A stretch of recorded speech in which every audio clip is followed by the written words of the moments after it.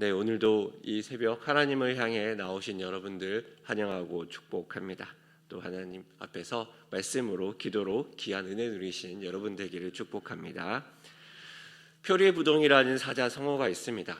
겉과 속이 다르고 마음이 음흉하고 불량한 사람을 일으키는 사자성어입니다. 이 표리부동이라는 말은 사람들과의 관계에서 많이 확인할 수 있습니다. 요즘 보면 정말 자극적인 기사 제목들이 많이 나옵니다. 우리가 보통 아이들을 기대하는 교사에게 그 바라는 모습이 있습니다. 아이들을 향한 헌신과 사랑을 하는 교사의 모습입니다. 그런데 요즘 기사에서는요, 그런 교사들이 아이들을 사랑하고 그 아이들을 위해 헌신하기보다는 오히려 아이들을 괴롭히고 추행하는 사건들로 기사의 제목들이 많이 나옵니다. 우리가 알던 빌 게이츠 사건도 그렇지 않습니까? 시대를 앞서가는 선각자와 같던 그 사람인데 그렇게 많이 사람들에게 존경받던 사람이 어느새 이혼을 빌미로 그 사람의 숨어있던 이야기가 떠오르며 사람들의 입방아에 오릅니다. 보통 그럴 경우 사람들의 입에 나오는 이야기는 이것입니다. 그 사람이 그럴 줄 몰랐어. 그 사람이 겉으로 보여지는 모습은 이것이었는데 그 사람의 그 표리부동한 모습을 보며 그 사람이 그럴 줄 몰랐어라는 말을 합니다. 사실 이 말이 가장 무서운 곳은 교회라고 합니다. 가장 많은 사람에게 속고 가장 많은 사람에게 상처 주는 곳, 그곳이 교회라고 사람들은 입을 모아 얘기합니다. 사랑합니다 라고 고백하며 다가왔던 그 사람이 뒤에서는 나에 대해 안 좋은 이야기를 하며 다른 목적을 가지고 접근하는 것도 보게 됩니다. 하나님 한 분을 위해 헌신한다고 했던 그 사람들이, 그 리더십들이 어느새 돌아보면 하나님이 아니라 자기 유익과 자기의 만족을 위해 헌신한 사람이라는 것이 드러나기도 합니다. 그러다 보면 우리는 상처받습니다. 도대체 사람이 무엇이고 도대체 사람이 어떤 존재인가 근본적인 의문들을 우리는 가지게 됩니다. 오늘 본문은 우리가 사람을 어떻게 보아야 될지를 보여줍니다. 사람의 본성이 어떠한지 확인하며 또 그 안에 있는 사람의 죄성이 어떠한지를 볼 수 있습니다. 그러한 사람들의 죄성들 속에서 우리는 어떻게 지혜롭게 대처할 수 있을까요? 우리가 배웠던 사람의 본성에 대한 이야기를 보면 성선설, 성악설을 기억할 것입니다. 사람은 태어났을 때부터 선하다, 사람은 태어났을 때부터 악하다, 이 두 가지의 보통 이야기를 많이 기억할 것입니다. 그렇지만 우리는 교회에서는 창조되었지만 원죄를 가진 인간에 대해 배웁니다. 그러면서 계속 하나님을 거역하는 우리의 죄된 본성도 배우게 됩니다. 하지만 이러한 사람의 본성은 단지 하나님에게만 제한되는 것은 아닙니다. 오늘 이 사람의 죄된 모습이 주로 드러나는 세 가지 모습이 있습니다. 먼저 첫 번째는 겉과 속이 다른 모습입니다. 오늘 본문 14절의 말씀입니다. 물건을 사는 자가 좋지 못하다 하다가 돌아간 후에는 자랑하느니라. 어떻게 보면 이것은 장사의 수완이라고도 할 수 있습니다. 물건을 살 때 가격을 깎기 위해서 계속 흉을 봅니다. 이 물건이 좋지 않다 물건에 대한 흠을 잡다가 자신이 그 물건을 사면 딱 해서 표정을 바꾸는 것입니다. 제가 한 번은 중고차를 판 적이 있습니다. 요즘은 중고차를 자동차 상사에 가지 않고 인터넷에 자동차 사진을 올리고 차에 대한 재반 상황을 올리면 이제 차를 살려는 사람들이 그 차에 대한 경매와 얼마에 사겠다는 제안을 하게 됩니다. 그리고 그 제안들 중에서 마음에 드는 제안을 한 사람을 수락을 요청하면 이제 그 사람이 와서 차를 실제로 살펴보고 계약이 진행하게 됩니다. 한여름 중고차를 제가 판 적이 있습니다. 중고차를 사기 위해서 사람이 옵니다. 너무 더운데 계속 밖에서 그 중고차를 정말 매의 눈으로 계속 쳐다봅니다. 차에 작은 긁힘이라도 발견되면 바로 5만 원, 10만 원 그렇게 가격을 깎아갑니다. 그러다가 계속 차 가격이 깎이는 것을 보면서 이러려면 내가 인터넷에 팔지 않고 그냥 상사에 가서 바로 파는 게 낫지 않을까 고민할 때쯤 이제 차를 산다고 계약서를 가져옵니다. 계약서를 작성하면 그것으로 끝이 나야 될 텐데 이후로도 계속 트집을 잡습니다. 그러면서 같이 서류를 떼기 위해 동사무소까지 다녀왔는데 결국엔 차에 대한 이런저런 작은 트집 속에 마지막에 최종적으로 자동차 수리점에 가서 최종 점검까지 받고 나서야 차를 사겠다고 수락을 합니다. 이렇게까지 물건을 팔아야 되나 생각될 쯤 겨우 거래가 마무리됩니다. 그리고 돌아가는 그 사람의 모습을 보는데 왠지 기분이 쎄합니다. 그럴 때 보통 궁금하죠. 내 차를 얼마에 비싼 값에 팔까? 그러면서 찾아보면 어김없이 훨씬 더 비싼 값에 파는 그 사람의 모습을 봅니다. 사람들이 이렇습니다. 앞에서 하는 거, 뒤에서 하는 모습이 다릅니다. 또 거기에 경제적 이익까지 더해지면 정말 무서워집니다. 제가 직장 다닐 때 한 번은 보험 관련해서 사람을 만난 적이 있습니다. 너무 친절하게 잘 대해주셔서 만나면서 이야기를 들으면서 정말 사람을 기분 좋게 하는 사람이었습니다. 너무 좋게 그 사람의 이야기를 듣고 계약을 하고 인사를 하고 그리고 그 사람과 헤어졌습니다. 그러고 나서 주차장에 나오는데 커다란 소리가 나옵니다. 그래서 보니까 그 친절했던 그 사람이 그곳에서 일하는 분과 언성을 높이며 싸우고 있는 것입니다. 싸우는 소리를 보면 정말 별거 아닌데 아까까지 친절하고 아까까지 너무 따스하게 말했던 그 사람의 모습은 없고 완전 사람을 낮게 대하고 또 사람을 무시하는 교만했던 그 사람의 모습을 보게 됩니다. 그러면서 그런 생각이 듭니다. 내가 본 그 좋았고 나이스했던 사람은 누구였을까? 이제 갓 사회생활을 시작했던 초년병이었던 저에게는 어떻게 보면 조금은 씁쓸한 기억입니다. 이것이 우리의 모습입니다. 그렇게 우리도 주변 사람이 얼마든지 겉과 속이 다를 수 있다는 죄의 가능성에 대해서 인정하고 수용해야 됩니다. 어떻게 사람이 그럴 수가 있어 라고 이해하는 것이 아니라 가끔은 선한 모습과 선한 행동을 하면 이 사람이 주님 주신 은혜 때문에 이렇게 할 수 있구나 라는 감동으로 바뀌어야 합니다.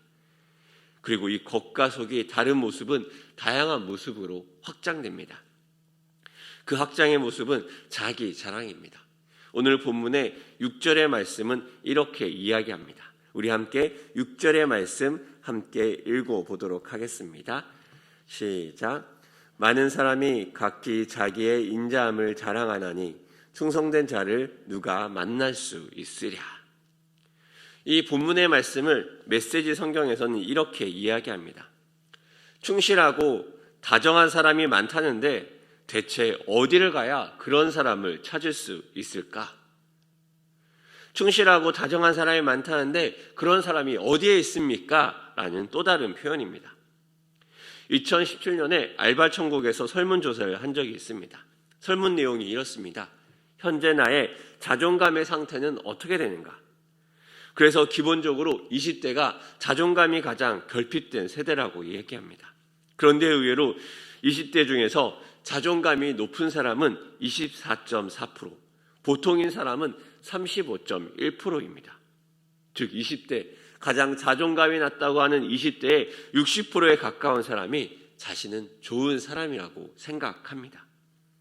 이것이 자존감이 결핍된 세대라 부르는 20대의 이야기입니다. 그렇다면 기본적으로 10명 중 6, 7명은 자신이 좋은 사람이라 생각하고 그리고 기본 6, 7명의 사람들이 좋은 일을 한다는 것입니다. 하지만 지금 우리가 사는 세상은 어떻습니까? 10명 중 3, 4명 정도만 그 부정적인 생각을 가지고 있고 이런 생각 속에 살아가고 3, 4명 정도만 자신의 행동에 대해서 조심스러워하고 고쳐야 할 것을 찾게 될 것입니다. 그러면 이 사회가 좀 더 좋은 모습이 되어야 될 것인데 실제로는 6, 7명이 좋은 사람이라기보다 오히려 3, 4명 정도가 좋은 사람인 것을 우리는 경험하지 않습니까? 그렇게 잠언에서 말하는 대체 어디를 가야 그런 사람 만날 수 있습니까? 라는 그 말이 다가오지 않습니까? 그렇게 좋은 사람 많다면 우리가 사는 이 세상은 사람에 대해 상처를 덜 받고 실망을 덜 받는 세상 아닙니까? 사람을 만나보면 그런 모습이 보입니다. 자기가 잘못한 행동 여러 개는 잘 기억하지 못하는데 자기가 잘한 행동 한두 가지는 평생 기억하는 것입니다. 이른바 선택적 기억입니다. 이 선택적 기억은 자신에 대해 기대하는 모습을 유지하기 위해 스스로를 속일 때가 많습니다. 우리는 사람은 죄인이라고 이야기합니다. 죄된 속성, 죄된 본성에 대해 이야기합니다. 그런데 믿지 않는 사람들은 자신이 죄인이라는 이 말을 받아들이기 너무 힘들어합니다. 그러면서 죄인이라는 이 낙인이 사람의 자아 존중감과 자기 결정권을 낮춘다고 이야기합니다. 그런데 정직하게 말하면 어떻습니까? 이건 역시 선택적 기억 아닙니까? 자신이 죄인이라는 그 온전한 진리 앞에 누가 자신이 죄인이 아니라고 이야기할 수 있겠습니까? 자신이 하고 있는 많은 생각들과 자신이 한 많은 행동들을 생각해낸다면 그것이 어떻게 사람이 죄인이 아니라고 주장할 수 있겠습니까? 현실에서는 자기의 자랑에 물든 사람의 이야기의 모습이 많기 때문입니다. 그렇게 자기 자신의 진짜 모습을 바로 보지 못하고 자신이 어떠한 사람인지를 제대로 보지 못하는 것입니다. 확장된 또 다른 모습은 속임입니다. 오늘 본문의 10절은 이렇게 이야기합니다. 한결같지 않은 저울추와 한결같지 않은 대는 다 여호와께서 미워하시느니라. 이 표현은 단순한 속임에 대한 이야기가 아닙니다. 하나님의 공의에 대한 이야기를 할 때마다 항상 등장하던 단어가 있습니다. 바로 저울추입니다. 이렇게 이야기하는 것은 공의가 얼마나 잘 실현되고 있느냐, 그 공의에 대한 측정 기준들이 바로 이 저울추로서 많이 이야기합니다. 그렇다면 이 한결같지 않은 저울추, 한결같지 않은 대가 무너져 있다는 것은 바로 공의의 기준들이 다 무너졌다는 것입니다. 그런 모습들 세상에서 많이 보지 않습니까? 속이고 나서 잘못된 행동을 했지만 그것이 들키고 나서 하는 말이 이것입니다. 아, 들켜버렸네요. 이것은 모두 다 하는 관행입니다. 이렇게 이야기하는 것에는 큰 차이가 있습니다. 당연한 것과 당연하지 않은 것이 구별이 없어 보입니다.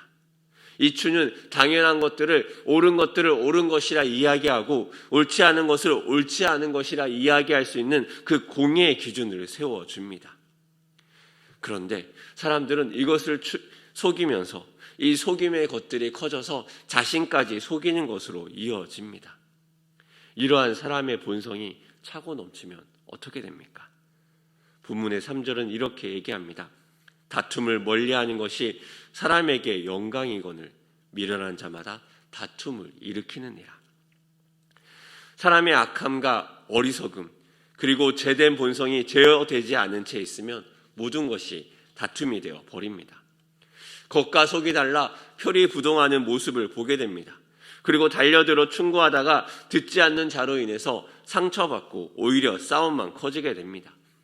자기 자랑을 하며 교만한 자를 보게 됩니다. 자기 판단을 하는 자를 보게 됩니다. 그 사람들에게 찾아가서 교만은 패망의 선봉이라 이렇게 이야기해도 교만한 자는 듣지 않습니다. 자기가 자기 일의 열매를 먹어야 깨달을지도 모릅니다. 아니 그래도 깨닫지 못하는 사람이 있습니다. 그러다 보면 다툼이 커집니다. 속이고 속이는 자에게 죄책감이 없는 사람들도 있습니다. 그런 사람들에게 아무리 이야기해도 듣지 않습니다. 그저 자기를 속이는 것에 익숙해져서 속이는 것이 무엇인지도 깨닫지 못하게 됩니다. 오히려 듣지 않는 미련한 자에게 이야기하며 시간을 허비할 수 있습니다. 문제는 이러한 사람들의 본성으로 다툼이 일어나고 갈등이 있는 세상에서 우리 그리스도인은 어떻게 지혜롭게 살아갈 수 있을까요? 그리스도인의 삶은 그래서 쉽지 않습니다. 우리 그리스도인이 받아들여야 할 기본 전제입니다. 왜냐하면 우리 그리스도인은 좁은 길을 걷는 자들이기 때문입니다. 그렇게 이 나라, 이 땅이 성경과 반하는 모습으로 가는 것을 이상히 여기지 말아야 합니다. 당연합니다. 세상은 악하기 때문입니다. 그런데 여기에서 또 우리가 대처하는 것에 여러 가지 사람들의 이야기가 있습니다. 누군가는 보네퍼 목사님처럼 사회의 악에 대해서 적극적인 저항을 해야 된다는 사람도 있습니다. 또 누군가는 소극적으로 내 자신부터 먼저 정결하게 가꾸어야 된다 이야기하는 사람도 있습니다. 일률적인 답을 내기는 쉽지 않습니다. 그렇게 사안마다 다른 접근법이 필요할지도 모릅니다. 그런데 오늘 우리가 읽었던 3절에서 보듯이 다툼을 멀리하는 것이 사람에게 영광이라고 말합니다. 옳고 그름이 사람의 관계에서 일어날 경우 쉽지 않지만 마태복음에서는 이 관계의 갈등을 이렇게 풀라고 이야기합니다. 마태복음 18장 16절 17절의 말씀입니다. 만일 듣지 않거든 한두 사람을 데리고 가서 두세 증인의 입으로 말마다 확증하게 하라. 만일 그들의 말도 듣지 않거든 교회의 말하고 교회의 말도 듣지 않거든 이방인과 세리와 같이 여기라. 듣지 않는 그 상황이 어렵습니다. 하지만 듣지 않는다고 해서 너무 많이 무리할 필요가 없습니다. 진리에 대한 다툼이 아니라면 우리는 아랑과 여유를 가지고 대해야 합니다. 그래서 어거스틴이 한 말처럼 본질적인 것에는 일치를, 비본질적인 것에는 자유를, 그리고 모든 것에는 사랑을 더해야 합니다. 무리한 옳고 그름의 이야기 속에서 무너지는 것이 사람의 감정이기 때문입니다. 그래서 성숙한 사람일수록 우리의 에너지를 그것에 낭비하지 않고 우리가 바라봐야 될 온전한 진리가 있습니다. 그것은 무엇입니까? 바로 우리가 바라봐야 될 왕의 모습입니다. 오늘 2절은 이렇게 이야기합니다. 우리 같이 2절의 말씀을 함께 읽어보도록 하겠습니다. 본문의 2절 말씀입니다. 시작.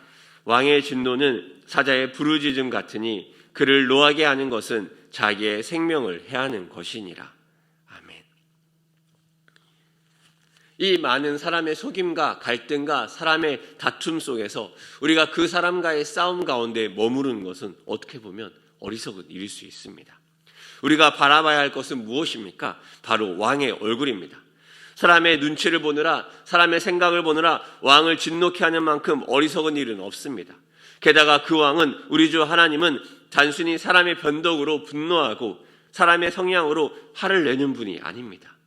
또 그 왕은 우리의 생명과 우리의 영원한 삶과도 연관이 있습니다. 그렇게 우리의 일생은 그런 죄악되고 거짓되고 속이며 또 자기 자랑하는 사람과의 싸움 가운데 우리의 인생을 낭비하고 허비하는 것이 아니라 우리의 인생을 우리 주 하나님에게 드리며 그분의 영광을 위해서 사는 것, 그분의 얼굴을 바라보는 것, 그것이 우리 그리스도인의 가장 중요한 초점이 되어야 할 것입니다. 게다가 하나님은 우리의 마음을 모르시는 분이 아닙니다.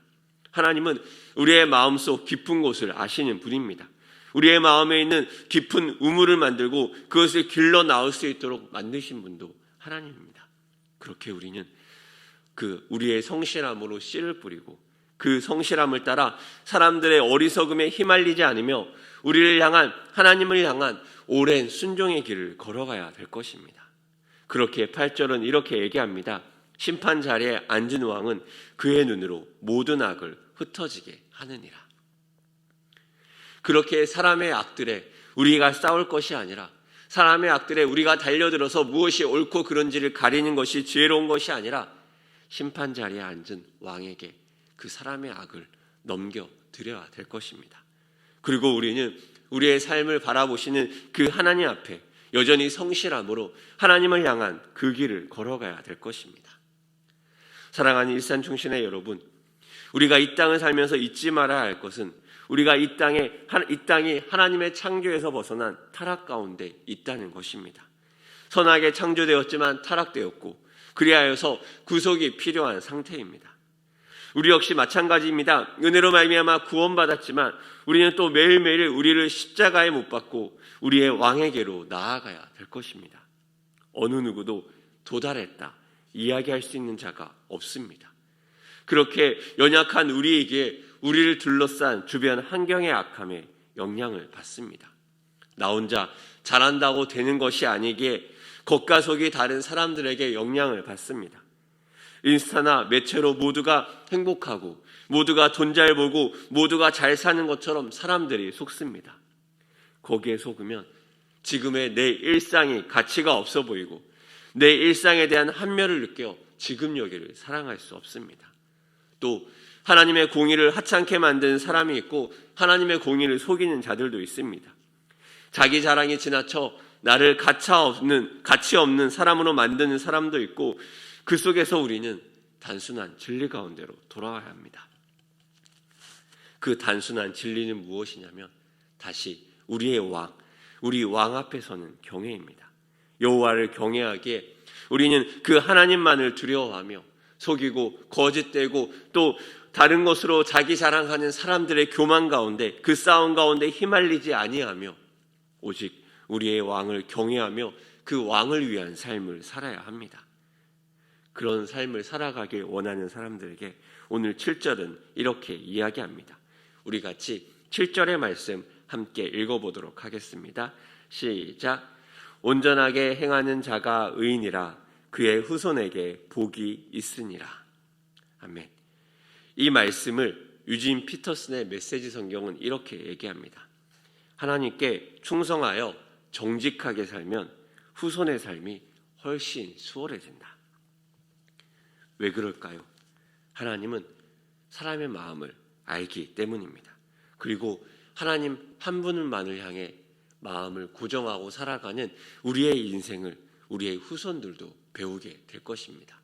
사람들은 속이고 사람들은 거짓되고 또 사람들은 제된 모습으로 우리의 일상에 미련하게 다툼을 만들고 싸움을 만들지만 그 싸움에 아랑곳하지 않고 우리의 왕 되신 하나님 앞에 바라보며 그 하나님 앞에 오랜 순종으로 우리의 삶을 드리며 충성하며 나아갈 때 오히려 우리의 그런 모습을 통해 우리의 후손들까지 배우고 교육받게 된다는 것입니다.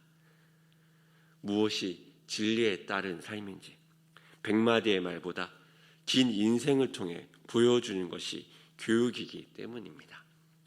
사랑하는 일산 충신의 여러분, 여러분에게 싸움과 다툼을 거는 미련한 자들의 모습에 실망하고 있지는 않습니까?